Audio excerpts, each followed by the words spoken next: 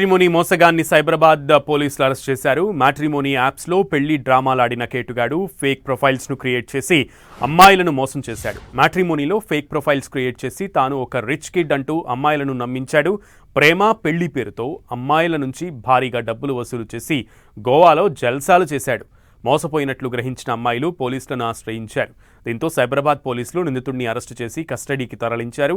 ఇక నిందితుడు ఏపీలో పశ్చిమ గోదావరి జిల్లా ఉండ్రాజవరం గ్రామానికి చెందిన మండా వెంకట కామేష్గా పోలీసులు గుర్తించారు.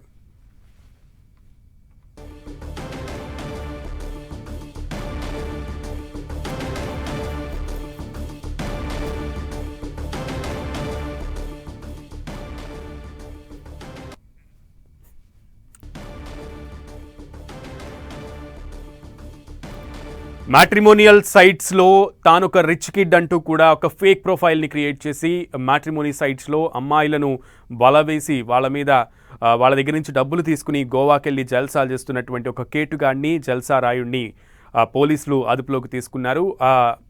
ఫేక్ ప్రొఫైల్స్తో అమ్మాయిలకి మెసేజ్లు చేస్తూ తను ఒక రిచ్ కిడ్గా వారిని నమ్మించి ఘరానా మోసానికి పాల్పడ్డాడు. పలువురు అమ్మాయిల దగ్గర నుంచి డబ్బులు భారీగా దండుకుని జల్సాలకు పాల్పడిన ఘటన బయటకు వచ్చింది. నేపథ్యంలో బాధితులు పోలీసులను ఆశ్రయించడంతో సైబరాబాద్లో ఈ కేసు నమోదైంది.